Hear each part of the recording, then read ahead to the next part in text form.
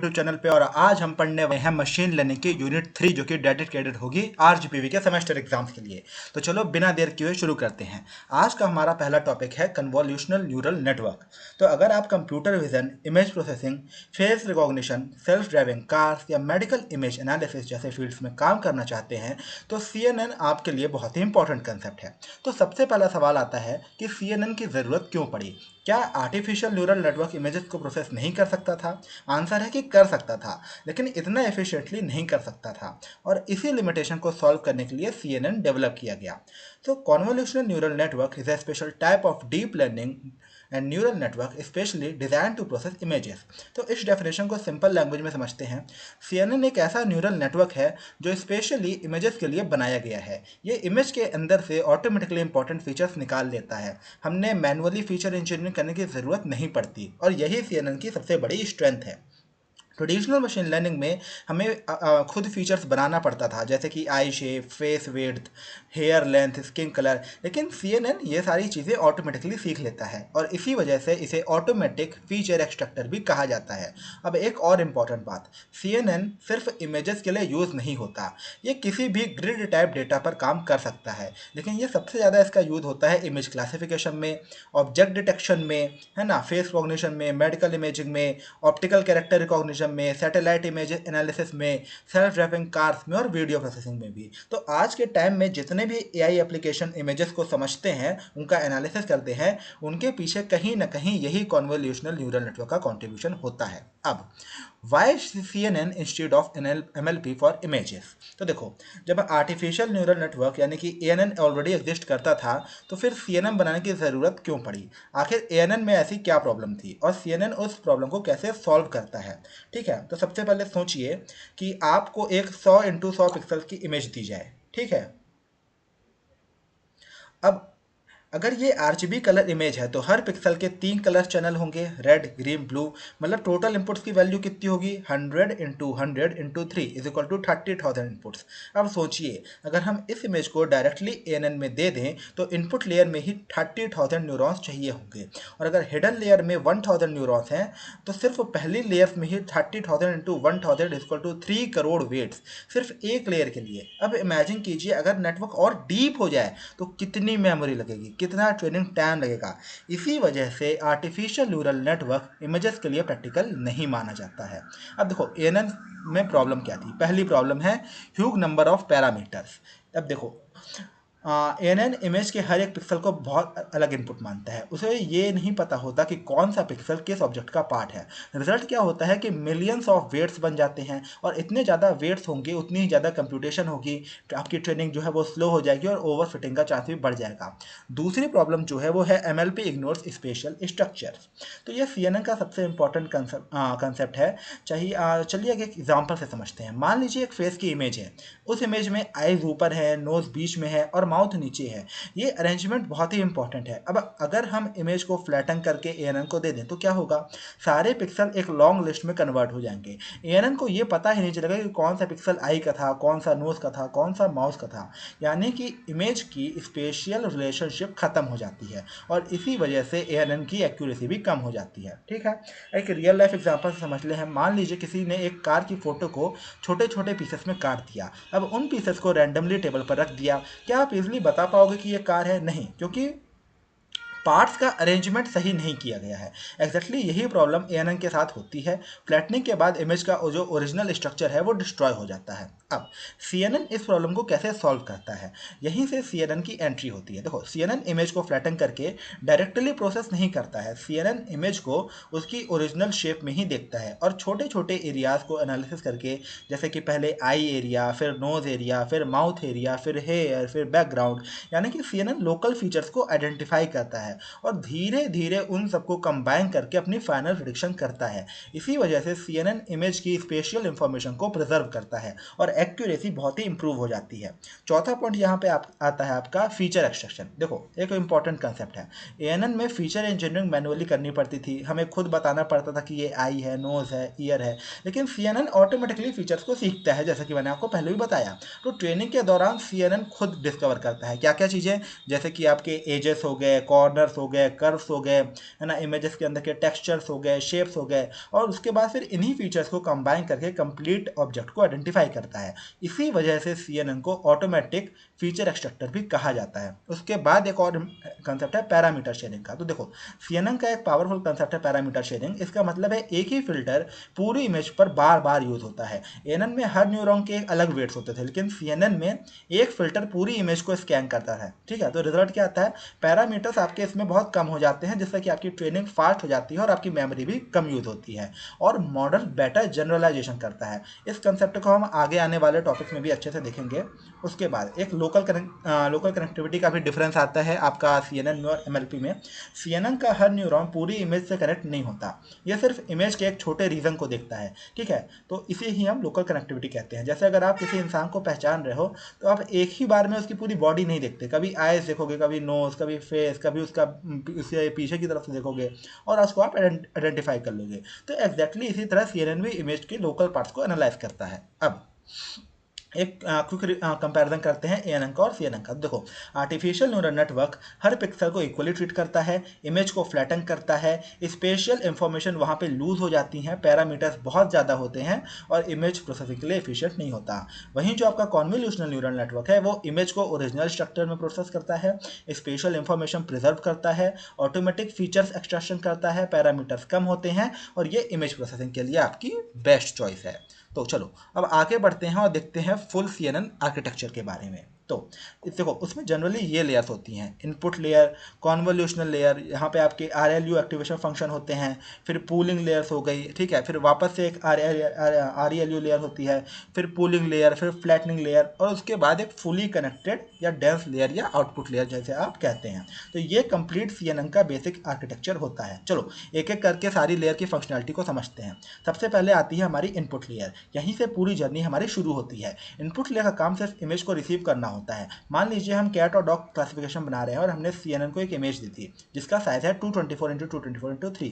तो यहाँ पे 224 हाइट है, ठीक है, 224 विड्थ है, और 3 का मतलब है आपके RGB कलर चैनल, यानी कि रेड, ग्रीन और ब्लू। तो CNN सबसे पहले इस इमेज को इनपुट लेयर में रिसीव करता है, और यहाँ पे कोई भी कैलकुलेशन नहीं होती है, इनपुट लेयर सिर्फ डेटा को रिसीव करता है। उसके बाद आती है आपकी कॉन्वोल्यूशन लेयर। तो कॉन्वोल्यूशन लेयर में, है ना, ये यहाँ की मतलब CNN की सबसे इंपॉर्टेंट लेयर होती है। इमेज के अंदर से इसमें इंपॉर्टेंट फीचर्स को निकालना, जैसे कि edges, corners, curves, texture, shapes, है ना, यानी कि पूरी इमेज को ये याद नहीं करती है, सिर्फ उसे मतलब एक इमेज की यूजफुल इंफॉर्मेशन को ये एक्सट्रैक्ट कर लेती है। अब ये उसे एक्सट्रैक्ट करती कैसे है, ये हम आगे कॉन्वोल्यूशनल लेयर में ध्यान से पढ़ेंगे। ठीक है, इसके बाद आता है आपका एक्टिवेशन फंक्शन, यानी कि RELU फिल्टर्स। ठीक है, तो आपको डीप लर्निंग वाले लेक्चर्स जो हमारे हमारे प्रीवियस यूनिट 2 के लेक्चर थे उसमें याद होंगे। RELU का फॉर्मूला था हमारा f(x) = मैक्स ऑफ 0 और x। मतलब यदि अगर आपकी वैल्यू पॉजिटिव है तो वो वही वैल्यू रहती है, और यदि आपकी मतलब यदि आपकी वैल्यू नेगेटिव है तो वो 0 हो जाती है। अब क्वेश्चन आता है कि CNN में RELU क्यों यूज करते हैं, तो इसका आंसर है कि नेटवर्क नॉन लीनियर पैटर्न भी सीख सके, इसीलिए हम RELU का यूज करते हैं, और अननेसेसरी की जो नेगेटिव वैल्यूज होती हैं वो इसमें रिमूव हो जाती हैं, जिससे कि आपका मॉडल फास्ट ट्रेन होता है, और वैनिशिंग ग्रेडियंट की प्रॉब्लम भी काफी हद तक रिड्यूस हो जाती है। इसके बाद आती है पूलिंग लेयर, है ना। देखो, पूलिंग लेयर भी CNN का बहुत इंपॉर्टेंट लेयर है। पूलिंग लेयर का काम होता है इमेज का साइज कम करना, लेकिन इंपॉर्टेंट फीचर्स को ये प्रिजर्व भी करती है। सिंपल लैंग्वेज में ये इमेज को कंप्रेस करती है, और अगर इमेज बहुत बड़ी होगी तो कंप्यूटेशन भी बहुत ज़्यादा होगी। पूलिंग लेयर अननेसेसरी इंफॉर्मेशन को हटा देती है, तो इससे रिजल्ट क्या होता है, इससे आपकी ट्रेनिंग फास्ट हो जाती है और मेमोरी का यूज़ कम होता है। ठीक है, चलो, और यही प्रोसेस हमारा बार बार रिपीट होता रहता है। अब देखो, अब CNN में केवल एक कॉन्वोल्यूशनल लेयर नहीं होती, कई बार इसमें कॉन्वोल्यूशन लेयर का इस्तेमाल होता है। ठीक है, तो कॉन्वोल्यूशन लेयर, फिर RELU एक्टिवेशन फंक्शन, फिर पूलिंग, है ना, ये ब्लॉक मल्टीपल टाइम्स आपके आर्किटेक्चर में रिपीट होता रहता है। ठीक है, उसके बाद आती है हमारी इस लूप के बाद आती है हमारी फ्लैटनिंग लेयर। तो देखो, अब तक हमने इमेज फीचर मैप्स के फॉर्म में थी, ठीक है, लेकिन फुली कनेक्टेड लेयर को एक 1D डेटा चाहिए होता है, ठीक है, इसीलिए आती है flatten layer. Flatten layer 2D feature maps को एक लॉन्ग वेक्टर में कन्वर्ट कर देती है। एग्जाम्पल, मान लीजिए फीचर मैप का साइज है 7x7x64, तो फ्लैटन के बाद ये बन जाएगा 3136 वैल्यूज की एक सिंगल लिस्ट। बस कोई इंफॉर्मेशन डिलीट नहीं होती, सिर्फ ट्रांसफॉर्म होती है या चेंज होती है, ठीक है। ये पॉइंट एग्जाम में जरूर लिख के आइएगा, ये बहुत ही आपके लिए हेल्पफुल होगा। चलो, इसके बाद आती है हमारी फुली कनेक्टेड लेयर, जिसे हम डेंस लेयर भी कहते हैं। ये बिल्कुल ANN की हिडन लेयर की तरह काम करती है। यहाँ पे सारे एक्सट्रैक्टेड फीचर्स को कंबाइन किया जाता है और फाइनल डिसीजन लिया जाता है कि जैसे यदि क्लासिफिकेशन की प्रॉब्लम है तो ये कैट है या डॉग है या और कोई चीज़ है ना। तो एक्चुअल क्लासिफिकेशन जो होती है वो आपकी यहाँ पे डेंस लेयर पे आके होती है या फुली कनेक्टेड लेयर पे आके होती है। और यहाँ पे जो आपका एक्टिवेशन फंक्शन काम करता है वो है आपका सॉफ्टमैक्स एक्टिवेशन फंक्शन, जिसके बारे में हम यूनिट 2 में अच्छे से पढ़ चुके हैं। तो चलो, अब आता है हमारा अगला टॉपिक जो है हमारा convolution layer. So the convolution layer is the core building block of a CNN. It applies a set of learnable filters to the input by sliding each filter across the input and computing the dot product at each position. तो देखो, अगर आपसे पूछा जाए कि CNN और ANN में सबसे बड़ा डिफरेंस क्या है, तो उसका आंसर सिर्फ एक ही आएगा, वो है कॉन्वोल्यूशन लेयर, क्योंकि इसी लेयर की वजह से CNN इमेज को समझ पाता है ना। तो अब ये कॉन्वोल्यूशन क्या होता है, फिल्टर या कर्नल क्या होता है ना, और CNN इमेज के अंदर से फीचर कैसे डिटेक्ट करता है, ये सारी चीज़ें कॉन्वोल्यूशन लेयर के कंसेप्ट में ही आती है। कॉन्वोल्यूशन लेयर को हम CNN का हार्ट भी कहते हैं। Convolution is a mathematical operation used to extract important features from an image. Simple language में कॉन्वोल्यूशन का मतलब है इमेज के ऊपर एक छोटी सी विंडो को मूव करना। जैसे ये आप ये हमारी इमेज है जो कि मल्टीपल पिक्सल्स में डिवाइड है, और ये हमारी ये जो येलो शेड में है ये हमारी एक विंडोज है। तो कॉन्वोल्यूशन का मतलब होता है इस इमेज के अंदर इस विंडो को बार बार, है ना, अलग अलग प्लेस पे मूव कराते रहना, ठीक है। तो अब CNN इमेज के अंदर से सिर्फ इंपॉर्टेंट पैटर्न्स को एक्सट्रैक्ट करता है, जैसे कि edges, lines, corner, curve, structure और शेप्स, और इसी वजह से कॉन्वोल्यूशन लेयर को फीचर एक्सट्रैक्शन लेयर भी कहा जाता है, ठीक है। अब ये फिल्टर क्या होता है, ठीक है, एक नया वर्ड आता है फिल्टर, या जिसे हम कर्नल भी कहते हैं। दोनों का सेम मतलब होता है। देखो, फिल्टर ना एक स्मॉल मैट्रिक्स होती है, जैसे ये मैट्रिक्स दिख रही है, बस इसी तरह की एक स्मॉल मैट्रिक्स होती है, जैसे 3x3 की, 5x5 की, 7x7 की। तो ये फिल्टर इमेज के ऊपर मूव करता रहता है और हर पोजीशन पर इमेज के पिक्सल्स के साथ कैलकुलेशन चलती रहती है। हर फिल्टर का अपना एक काम होता है। कोई फिल्टर सिर्फ हॉरिजॉन्टल एजेस को डिटेक्ट करता है, कोई केवल वर्टिकल एजेस को डिटेक्ट करता है, कोई कर्व्स को, कोई टेक्सचर को, और कोई ऑब्जेक्ट के शेप को।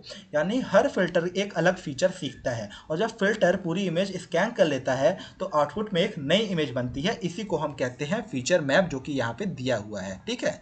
ये था हमारी इमेज, ये था हमारा फिल्टर जो इसके ऊपर मूव हो रहा था, और ये निकल के आता है हमारा फीचर मैप, या जिसे हम एक्टिवेशन मैप भी कहते हैं।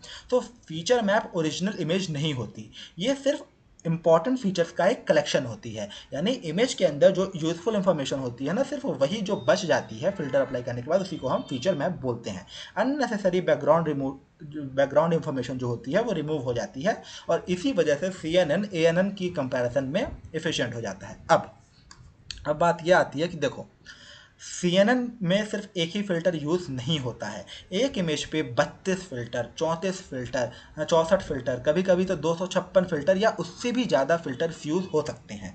हर फिल्टर अलग फीचर को डिटेक्ट करता है। एग्जांपल, मान लो पहला फिल्टर है तो वो हॉरिजॉन्टल एजेस, दूसरा वर्टिकल एजेस, तीसरा उसका टेक्सचर, है ना, चौथा उसका सर्कुलर शेप। और जब सारे फिल्टर्स अपना काम कंप्लीट कर लेते हैं तो CNN के पास बहुत रिच इंफॉर्मेशन आ जाती है। इसी वजह से वो एक्यूरेटली ऑब्जेक्ट को आइडेंटिफाई कर पाता है। अब कॉन्वोल्यूशन लेयर इतना इंपॉर्टेंट क्यों है? तो अगर कॉन्वोल्यूशन लेयर ही ना हो तो CNN भी ANN की तरह रॉ पिक्सल्स को ही देखेगा।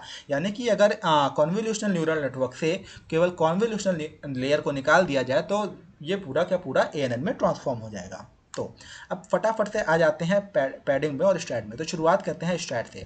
सो stride is the number of pixels the filter moves jump at each step as it slides across the input. अब देखो, अभी हमने यहाँ पे देखा था कि ये है हमारी ओरिजिनल इमेज, और ये जो हमारा मैट्रिक्स है वो हमारा एक तरह का फिल्टर है जो कि इसके अकॉर्डिंग मैप कर रहा होता है।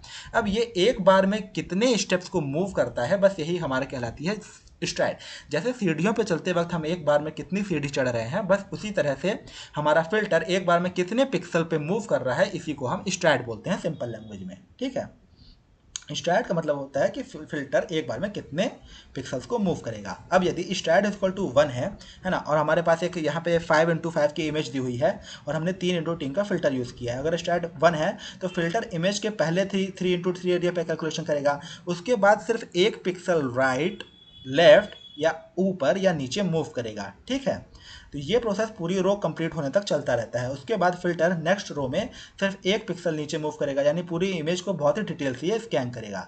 इसलिए स्ट्रैड इक्वल टू 1 में फीचर एक्सट्रैक्शन बहुत ही एक्यूरेट भी होता है, लेकिन कंप्यूटेशन भी ज़्यादा होती है। ठीक है, अब यदि मैं स्ट्रैड इक्वल टू 2 की बात करूँ, जैसे कि यहाँ पे स्ट्रैड इक्वल टू 2 है ना, तो अगर हम स्ट्रैड को 2 कर दें तो फिल्टर हर बार 2 पिक्सल मूव करेगा, मतलब बीच का एक रीजन जो है वो कहीं ना कहीं स्किप हो जाएगा।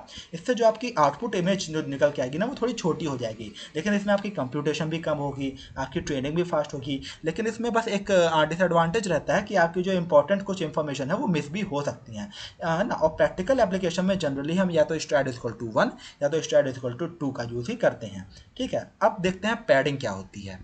स्ट्रैड के बाद एक इंपॉर्टेंट कंसेप्ट आता है पैडिंग का। तो एक प्रॉब्लम को समझते हैं। मान लीजिए हमारे पास एक 5x5 की इमेज है और हमने 3x3 का फिल्टर यूज़ किया है। अब जब वो फिल्टर इमेज के कॉर्नर्स पे पहुंचता है तो क्या होता है, कॉर्नर की इंफॉर्मेशन सिर्फ एक या दो बार ही यूज़ होती है। अब जैसे मैं आपको यहाँ पे बताता हूँ, है ना। अब देखो, ये इमेज यहाँ पे है, अब जब ये इधर मूव करेगी तब भी यदि ए स्ट्रैड इक्वल टू 2 में भी इधर मूव करती है तो भी ये जो तीसरा पॉइंट है ना, ये 3 पॉइंट तब भी ये कवर हो जाएंगे। उसी तरह यदि स्ट्रैड इक्वल टू 1 में भी यहाँ जो कॉर्नर पे है और ये इधर मूव करता है तो ये दोनों जो पॉइंट है वो कवर हो जाएंगे। लेकिन होता क्या है ना, जो कॉर्नर्स के पॉइंट हैं वो स्ट्रैड इक्वल टू 1 और 2 में केवल एक बार ही यूज़ होते हैं। तो यहीं से हमारा कंसेप्ट निकल के आता है पैडिंग का। ठीक है, सो इमेज पैडिंग के अंदर क्या होता है, पैडिंग का मतलब होता है इमेज के बाहर कुछ एक्स्ट्रा पिक्सल्स को ऐड करना, और ये एक्स्ट्रा पिक्सल्स जनरली जीरो होते हैं और इसीलिए इसे जीरो पैडिंग भी कहा जाता है। पैडिंग ऐड करने के बाद फिल्टर कॉर्नर्स को भी प्रॉपर्ली एनालाइज कर पाता है और इमेजेस का साइज भी कंट्रोल में हो जाता है। तो अब देखो, पैडिंग के भी कुछ टाइप्स होते हैं। पहला है वैलिड पैडिंग और दूसरा है सेम पैडिंग। तो वैलिड पैडिंग का मतलब होता है नो पैडिंग, यानी इमेज के बाहर कुछ भी ऐड नहीं किया जाएगा। इसका रिजल्ट क्या आता है, हर कन्वोल्यूशन के बाद आपकी जो आउटपुट इमेज का साइज है वो छोटा होता जाता है। और दूसरी होती है हमारी सेम पैडिंग। सेम पैडिंग का मतलब होता है इमेज के बाहर जीरो ऐड कर दिया जाए ताकि जो आउटपुट का साइज है वो अप्रॉक्सीमेटली इनपुट के बराबर रहे, और इसी वजह से मॉडर्न CNN आर्किटेक्चर्स में सेम पैडिंग का ही यूज होता है और ये बहुत ही कॉमन है। ठीक है, तो जो आपकी पोलिंग है ना, pooling adds a border of zeros around the without padding the output of strings with and corner. तो देखो, जो आपकी पैडिंग होती है ना, पैडिंग वो एक डाउन सैम्पलिंग टेक्निक है, यानी इमेज का फीचर मैप का जो साइज होता है ना, अभी मैंने आपको फीचर मैप बताया था, उसके साइज को कम करना होता है। लेकिन ध्यान रहे, इंपॉर्टेंट फीचर्स को कभी भी पोलिंग के टाइम पे लूज नहीं किया जाता है। ठीक है, तो चलो अब आगे बढ़ते हैं और आते हैं आपकी कॉन्वोल्यूशन लेयर तो हो गई थी। अब आगे बढ़ते हुए आते हैं पोलिंग लेयर पे। तो देखो, अब पोलिंग लेयर क्या होती है। देखो, पोलिंग लेयर का मतलब होता है कि हम अभी जैसे मैंने आपको कहा था कि फीचर का मैप, तो फीचर के मैप को शायद रिड्यूस करने की टेक्निक को ही हम पोलिंग भी कहते हैं, और इसी के बेस्ड पे जो हमारी लेयर कंस्ट्रक्ट होती है CNN के अंदर, उस लेयर को हम कहते हैं हमारी पोलिंग लेयर। अब पोलिंग की नीड क्यों होती है, कॉन्वोल्यूशन लेयर को ऑलरेडी फीचर्स निकाल रही थी तो पोलिंग की ज़रूरत ही क्या थी। इसके पीछे 3 बहुत ही इंपॉर्टेंट रीज़न है। रीज़न 1, इमेज का साइज को रिड्यूस करना। ठीक है, हर कॉन्वोल्यूशन के बाद फीचर मैप्स बनती रहती हैं, अगर उनका साइज कंटिन्यूसली बड़ा रहे तो मेमोरी बहुत ज़्यादा लगेगी, कंप्यूटेशन भी इंक्रीज होगी। पूलिंग लेयर फीचर मैप का साइज रिड्यूस कर देती है, इससे मॉडल जो है वो आपका लाइट वेट बन जाता है। दूसरा जो आपका रीज़न है वो है ट्रेनिंग को फास्ट करना। जब डेटा का साइज कम हो जाता है तो कैलकुलेशंस भी कम हो जाती हैं और ग्रेडियंट डिसेंट को पैरामीटर्स अपडेट करने पड़ते हैं। इसका रिजल्ट क्या होता है कि आपकी ट्रेनिंग जो है वो फास्ट हो जाती है। तीसरा रीजन है हमारे पूलिंग लेयर का ओवरफिटिंग को रिड्यूस करना। जब अननेसेसरी डिटेल्स रिमूव हो जाती हैं तो मॉडल सिर्फ इंपॉर्टेंट फीचर्स पर फोकस करता है और इसी वजह से आपकी ओवरफिटिंग भी कम होती है। अब पोलिंग साइज को रिड्यूस कैसे करती है। मान लीजिए हमारे पास एक 4x4 का फीचर मैप है और हमें 2x2 की पोलिंग विंडो यूज़ की, तो ये विंडो फीचर मैप के ऊपर मूव करेगी, हर 2x2 ब्लॉक को एनालाइज करेगी और उस ब्लॉक से सिर्फ एक वैल्यू आउटपुट देगी। अब ये वैल्यू कैसे चूज होगी, ये पोलिंग लेयर के 2 तरह के टाइप पे डिपेंड करता है। अब देख लीजिए, ये हमारा इनपुट था, ठीक है, हमने इसके ऊपर फीचर में क्या बोलते हैं अपना फिल्टर लगाया, फिर फीचर मैप्स को एक्सट्रैक्ट किया, उसके ऊपर ये विंडो जो है वो मूव करती है और कुछ इंपॉर्टेंट इन्फॉर्मेशन को एक्सट्रैक्ट करके देती है, जिसके दो टाइप्स होते हैं। पहला है आपका मैक्स पूल और दूसरा है आपका एवरेज पूल। तो देखो, मैक्स पूलिंग जो होती है वो सबसे ज़्यादा यूज होने वाली पूलिंग टेक्निक है। मैक्स पूलिंग का रूल बहुत ही सिंपल है, हर 2x2 विंडो के अंदर जितनी भी वैल्यूज़ हैं, ठीक है, उसमें से जो मैक्सिमम वैल्यू होती है ना वो सिलेक्ट होके आती है। जैसे यहाँ पे मैक्सिमम वैल्यू 6 थी तो 6 आया, यहाँ पे मैक्सिमम वैल्यू क्या थी 8 तो 8 निकल के आया, यहाँ पे 9 थी तो 9, और इस विंडो में आपकी 6 थी तो 6। तो इस तरह से मैक्स पूलिंग काम करती है, ठीक है। वहीं यदि मैं बात करूँ एवरेज पूलिंग की, तो एवरेज पूलिंग में क्या होता है, इसमें मैक्सिमम वैल्यू नहीं जाती, हर विंडो की सारी वैल्यूज का, यानी कि 6, 3, 1, 4, 2, 5, 7, 8, उन सभी का एवरेज यहाँ पे निकाल लिया जाता है, ठीक है। एवरेज पूलिंग पूरे रीजन की ओवरऑल इंफॉर्मेशन को प्रिजर्व करती है, लेकिन स्ट्रॉन्ग फीचर जो होते हैं वहाँ वो थोड़े से वीक हो जाते हैं, और इसी वजह से डीप लर्निंग में एवरेज पोलिंग का जो यूज है वो मैक्स पोलिंग से कंपेरेटिवली कम होता है, ठीक है। अब देखते हैं ये max polling versus average polling. तो मैक्स पोलिंग में क्या होता है, मैक्सिमम वैल्यू सिलेक्ट होती है, स्ट्रॉन्ग फीचर्स प्रिजर्व करते हैं, है ना, इमेज रिकॉग्निशन में सबसे ज़्यादा यूज होता है और इसकी एक्यूरेसी बेटर होती है। वहीं एवरेज पोलिंग में आपकी एवरेज वैल्यू सिलेक्ट करती है, स्मूथ इंफॉर्मेशन प्रिजर्व करती है, स्ट्रॉन्ग फीचर्स थोड़े डिल्यूट हो सकते हैं और ये कम यूज होती है। इसीलिए आज के ऑलमोस्ट सारे मॉडर्न CNN मॉडल जैसे VGG, ResNet, LSNet max pooling का यूज़ करते हैं, ठीक है। चलो आगे बढ़ते हैं और अब आते हैं फ्लैटनिंग पे। तो देखो, एक बहुत इंपॉर्टेंट क्वेश्चन आता है, पूलिंग के बाद जो फीचर मैप्स बनते हैं उनका CNN क्या करता है? क्या CNN डायरेक्टली उन फीचर मैप से प्रिडिक्शन कर देता है? तो नहीं, प्रिडिक्शन करने से पहले CNN को एक इंपॉर्टेंट प्रोसेस परफॉर्म करना पड़ता है और उस प्रोसेस का नाम है flattening. Flattening converts the 3D output of the last pooling layer into a 1D vector so that it can be fed into a fully connected layer for classification. तो ये दोनों लेयर्स जो हैं आपकी, है ना, वो CNN का फाइनल डिसीजन मेकिंग पार्ट होती है। कौन कौन सी दो लेयर? फ्लैटनिंग लेयर और फुली कनेक्टेड लेयर, ठीक है। तो अभी तक CNN में क्या हुआ, इमेज जो थी वो आपकी इनपुट लेयर में गई, कॉन्वोल्यूशनल लेयर ने फीचर एक्सट्रैक्ट किए, ReLU ने नेगेटिव वैल्यूज़ को रिमूव कर दिया, पूलिंग लेयर ने आपका साइज रिड्यूस कर दिया। अब CNN के पास क्या बचा? फीचर मैप्स बचे, ठीक है। ये फीचर मैप्स अभी भी 2D या 3D के फॉर्म में हो सकते हैं। अब एक प्रॉब्लम है, फुली कनेक्टेड जो लेयर है वो 2D डेटा को डायरेक्टली प्रोसेस नहीं कर सकती, उसे चाहिए केवल 1D डेटा, और इसी प्रॉब्लम को सॉल्व करती है आपकी फ्लैटन लेयर। तो फ्लैटन लेयर क्या करती है, सिंपल लैंग्वेज में फ्लैटन लेयर फीचर मैप्स को एक लॉन्ग 1D वेक्टर में कन्वर्ट करती है। ध्यान रहे, फ्लैटन लेयर कोई इंफॉर्मेशन डिलीट नहीं करती, ये सिर्फ डेटा का शेप चेंज करती है, यानी कि डेटा वही रहता है, बस उसका जो अरेंजमेंट होता है ना वो थोड़ा सा चेंज हो जाता है। तो ये होती है हमारी फ्लैटन लेयर। फ्लैटन लेयर के बाद आती है हमारी dense layer and loss layer, ठीक है। तो सबसे पहले आती है हमारी dense layer. The dense layer or fully connected layer follows flattening. Every input neuron connects to every output neuron with a learnable weight. This is where high level reasoning happens, combining features extracted by convolutional layers to make the final classification. तो dense layer क्या होती है? dense layer को ही हम fully connected layer भी कहते हैं। इस लेयर में हर न्यूरॉन प्रीवियस लेयर के हर न्यूरॉन से कनेक्टेड होता है, इसी वजह से इसका जो नाम है वो डेंस लेयर या fully connected लेयर पड़ा।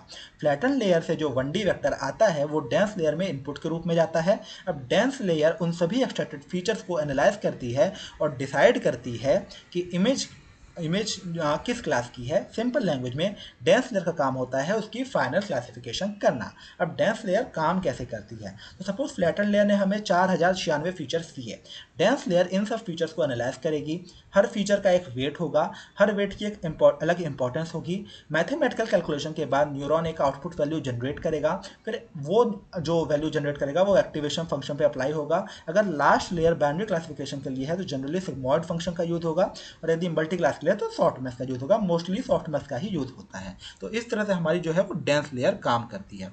उसके बाद आती है हमारी कौन, लॉस लेयर। तो the loss layer computes how different the model's predictions from the true label using a loss function. It's the last layer during training. Its output drives backpropagation.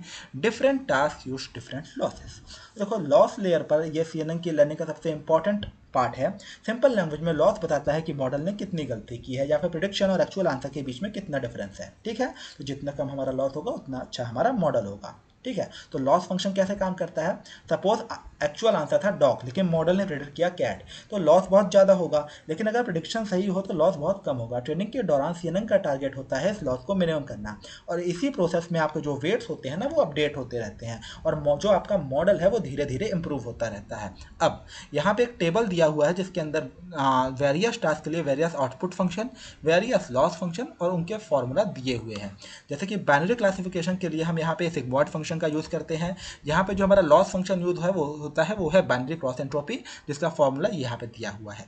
Multi class classification के लिए soft max, regression के लिए linear और object detection के लिए multiple heads, और ये various जो इसमें लॉस फंक्शन है वो इसमें यूज़ किए जाते हैं। अब आगे बढ़ते हैं और पढ़ते हैं इनपुट चैनल्स के बारे में। So real images have multiple input channels and in an RGB image has 3 channels. Grayscale has 1. The filter must match the number of input channels. A 3x3 filter on an RGB image is actually a 3x3 filter. Bracket में दिया हुआ है आपका 9 values per channel into 3 channels is equal to 27 weights plus 1 bias. तो यदि आप एक 3x3 का फिल्टर एक RGB इमेज पे अप्लाई कर रहे हो तो हर चैनल पे आपकी 9 वैल्यूज होगी और 3 चैनल होंगे, तो आपके टोटल वेट्स होंगे वो होंगे 27 वेट्स, जिस पे आप ऐड करेंगे अपना एक बायस। तो चलो आप पढ़ते हैं कि इनपुट इमेज क्या होती है, मैं आपको अच्छे से समझाता हूँ। ठीक है, सबसे पहले इमेज कंप्यूटर को कैसे दिखती है। जब हम किसी इमेज को देखते हैं तो उस पर हमें कलर्स, ऑब्जेक्ट्स और बैकग्राउंड दिखाई देता है, लेकिन कंप्यूटर को इमेज ऐसे नहीं दिखती। कंप्यूटर के लिए इमेज सिर्फ नंबर्स का कलेक्शन होती है। हर पिक्सल की एक न्यूमेरिक वैल्यू होती है और CNN इन्हीं वैल्यूज़ पर कैलकुलेशंस करता है। यानी कि CNN कभी इमेज को ह्यूमन की तरह नहीं देखता, वो सिर्फ मैट्रिसेस और नंबर्स को प्रोसेस करता रहता है। अब ये ग्रे स्केल यहाँ पे मैंने यूज़ किया था, तो ग्रे स्केल इमेज क्या होती है। ठीक है, तो ग्रे स्केल इमेज में सिर्फ ब्लैक से वाइट तक के शेड्स होते हैं, यानी कि ब्लैक एंड व्हाइट इमेज जो आपने सुनी होगी, यानी कि कोई रेड, कोई ग्रीन, कोई ब्लू कलर नहीं होता। हर पिक्सल की सिर्फ एक वैल्यू होती है। जनरली ये वैल्यू 0 से 255 के बीच में होती है।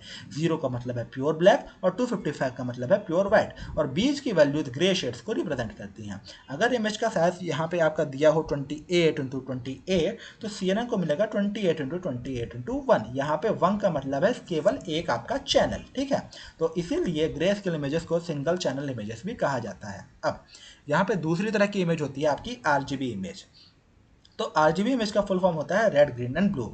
अब आज हम जो मोबाइल से फोटोज क्लिक करते हैं ऑलमोस्ट सारी RGB इमेज होती हैं, सारी कलरफुल इमेजेस होती हैं। यानी हर पिक्सल के अंदर 3 वैल्यूज होती हैं, एक रेड के लिए, एक ग्रीन के लिए और एक ब्लू के लिए। अगर इमेज का साइज है 224x24, तो CNN को इनपुट क्या मिलेगा, 224x224x3। यहाँ पे 3 क्या रिप्रेजेंट करता है, हमारे RGB चैनल्स को। तो हमारी इमेज किस टाइप की है उस पर हमारा डिपेंड करता है इनपुट चैनल। यानी कि ग्रे स्केल है तो हमारे इनपुट चैनल 1 होंगे, RGB इमेज है तो हमारे इनपुट चैनल कितने होंगे, 3 होंगे। ठीक है, चलो अब आगे बढ़ते हैं और पढ़ते हैं 1x1 कन्वोल्यूशन के बारे में। तो 1x1 convolution, also called a network in network or pointwise convolution, applies a filter of size 1x1. It looks at one spatial position across all channels. It seems trivial but is incredibly powerful. It mixes channel information and increases depth without changing H और W। तो देखो 1x1 convolution एक special convolution operation है जो image की height और width को change किए बिना सिर्फ चैनल्स पर काम करता है।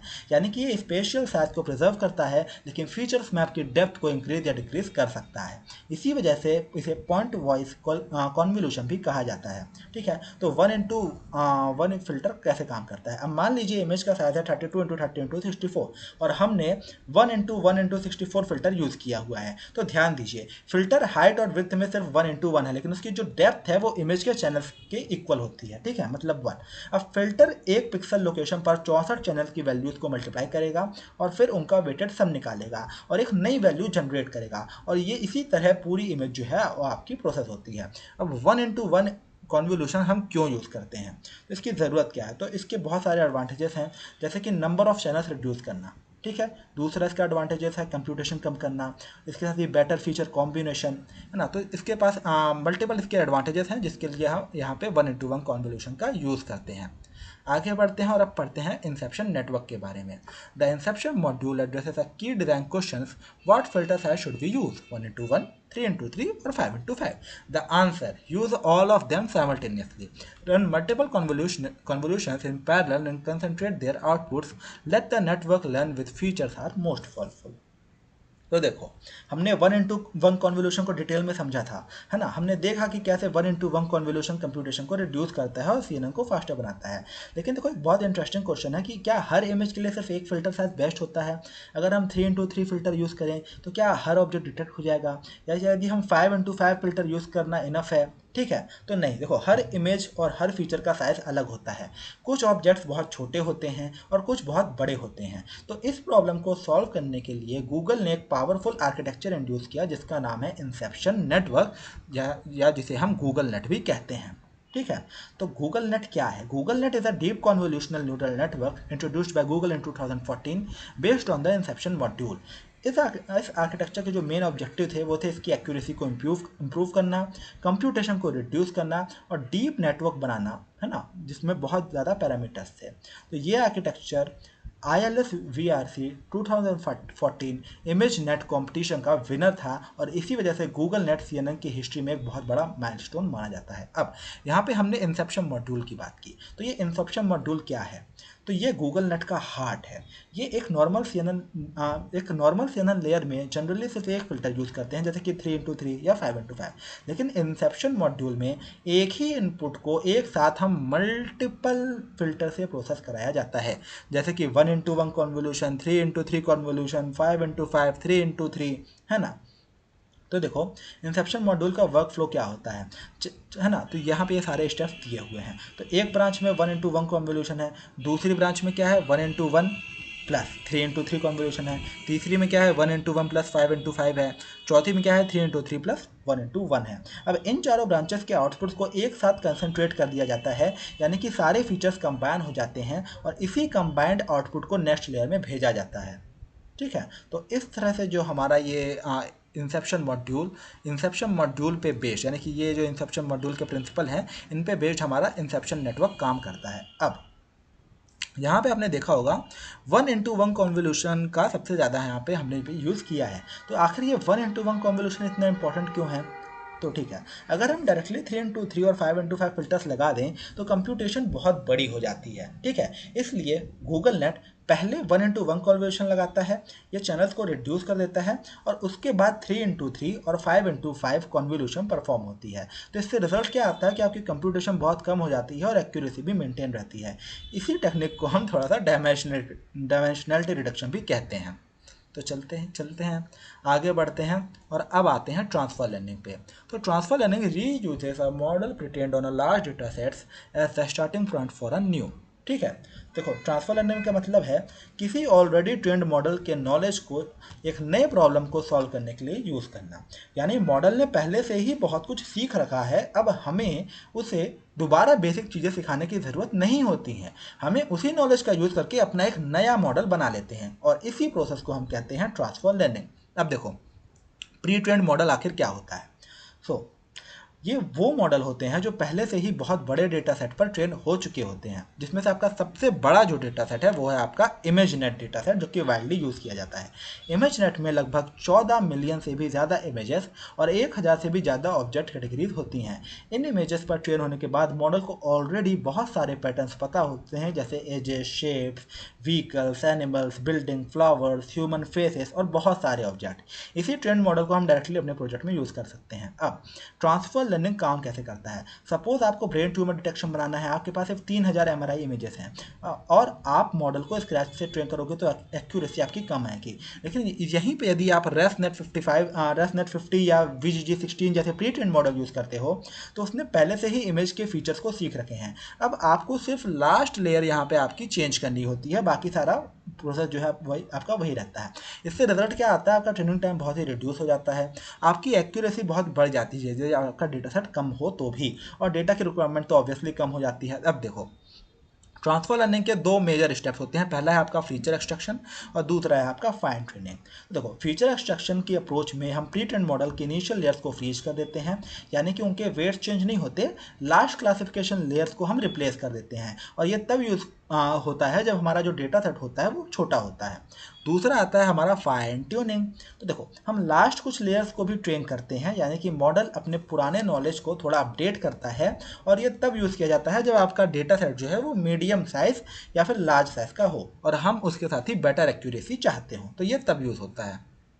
ठीक है, तो चलो, इसके बाद आता है हमारा वन शॉट लर्निंग। तो one shot learning is the challenge of learning to recognise a class from only one example. Standard ML needs a thousand of examples per class. ठीक है, तो देखो, वन शॉट लर्निंग एक ऐसी machine learning technique है जिसमें model सिर्फ एक ट्रेनिंग एग्जाम्पल देखकर नए ऑब्जेक्ट या पर्सन को आइडेंटिफाई करना सीख जाए। यानी कि नॉर्मल सीएनएन को अगर एक कैट और डॉग पहचानना है तो उसे हजारों इमेजेस चाहिए होती हैं, लेकिन वन शॉट लर्निंग में क्या होता है, वन शॉट लर्निंग में कभी कभी सिर्फ एक इमेज ही इनफ होती है अपने मॉडल को ट्रेन करने के लिए, और इसी वजह से इसका नाम है वन शॉट लर्निंग। तो अब ट्रेडिशनल जो हमारा कॉन्वोल्यूशनल न्यूरल नेटवर्क है और जो वन शॉट लर्निंग है उसमें क्या डिफरेंस होता है। तो अगर हमें कैट और डॉग क्लासिफाई करना हो तो हमें सीएनएन को हजारों ट्रेनिंग इमेजेस चाहिए होती हैं। मॉडल इन सभी इमेजेस पर फिल्टर और कॉन्वोल्यूशनल लेयर, फ्लैटनिंग लेयर और पोलिंग लेयर अप्लाई करके, है ना, उस पैटर्न को सीखता है, उसके बाद प्रेडिक्शन करता है।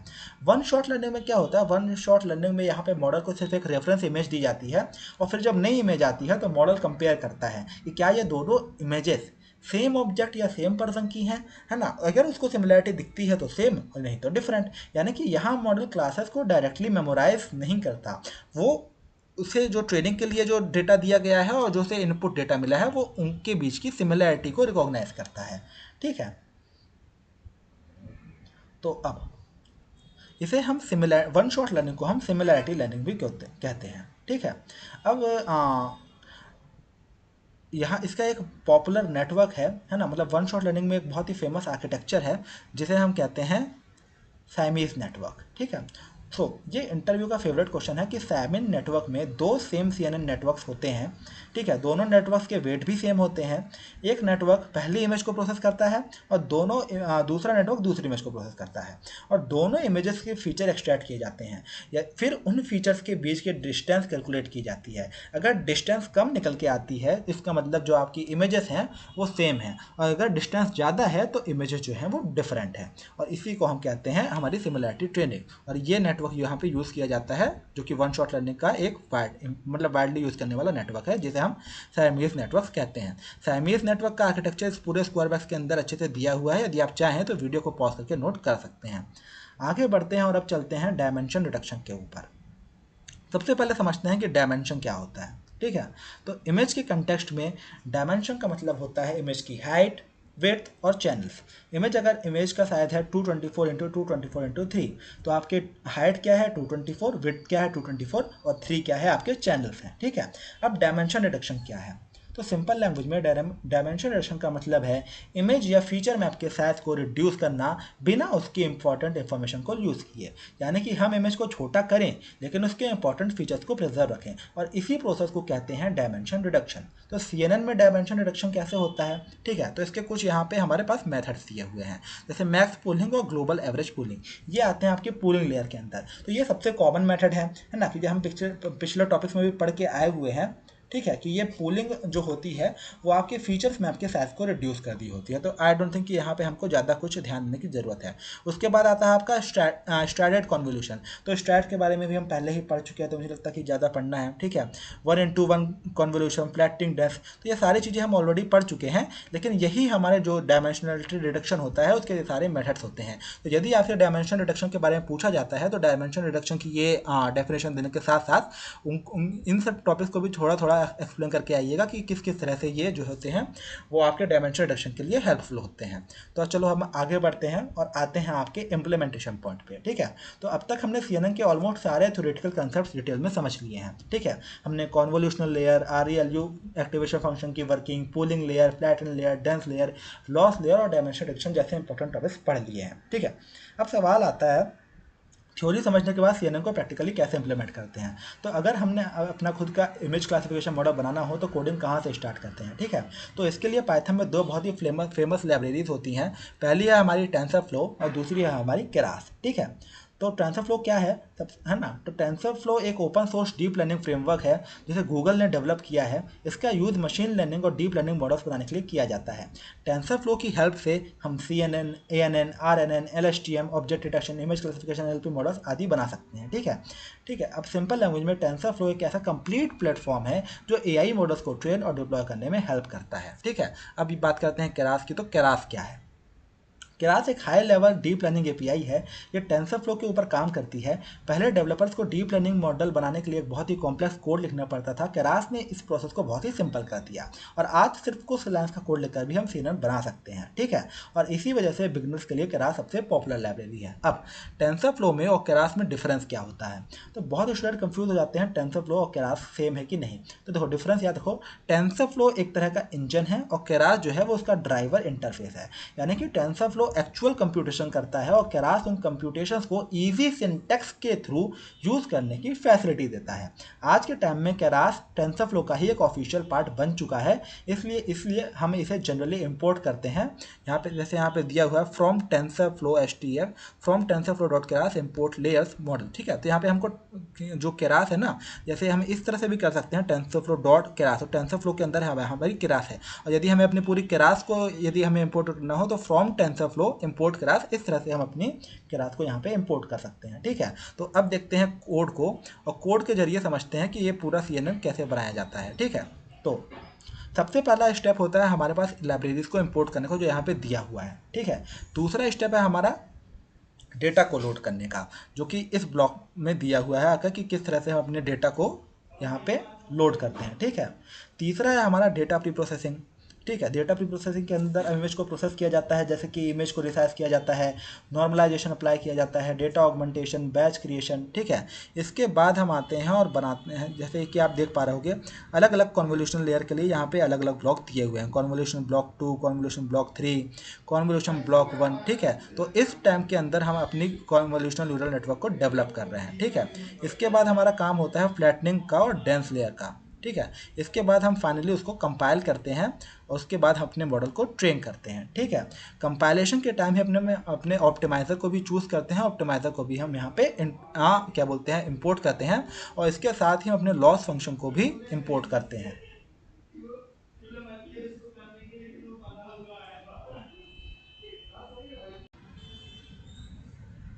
तो मॉडल को कंपाइल करते समय अपने अपने ऑप्टिमाइज़र को भी चूज़ करते हैं, है ना। अपने लॉस फंक्शन को भी चूज़ करते हैं और जो मैट्रिक्स के थ्रू हम अपने मॉडल की एक्यूरेसी को हम ध्यान देने वाले हैं, उनका हम मेज़र करने वाले हैं, उन मैट्रिक्स को भी यहाँ पे चूज़ किया जाता है और इंपोर्ट किया जाता है।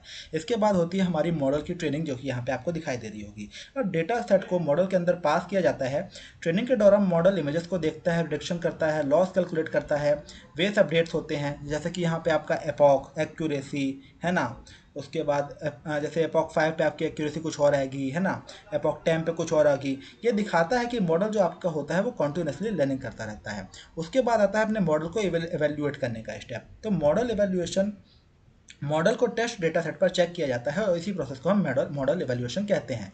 यहाँ हम देखते हैं टेस्ट एक्यूरेसी, है ना, उसका लॉस, कंफ्यूजन मैट्रिक्स, और अगर रिजल्ट्स अच्छे हैं तो मॉडल को डेवलपमेंट के लिए रेडी है। इसके बाद हम इसे रेड किए जाते हैं। हाँ, लास्ट स्टेप आता है कि हम अपने पूरे मॉडल को बनाने के बाद उसे हम सेव कर लेते हैं। जनरली हम इसे .h5 या .keras फॉर्मेट में सेव करते हैं और इसके बाद हमारा जो सेव्ड मॉडल होता है उसे हम कहीं भी डायरेक्टली लोड करके उसके थ्रू प्रेडिक्शन की जा सकती है। तो ये था हमारा इम्प्लीमेंटेशन टेंसरफ्लो और केरास का। तो दोस्तों आज की हमने इस पूरी यूनिट खत्म कर ली है। मिलते हैं यूनिट 4 के साथ जल्द ही। तब तक के लिए पढ़ते रहिए और आगे कुछ बिल्ड करते रहिए। धन्यवाद।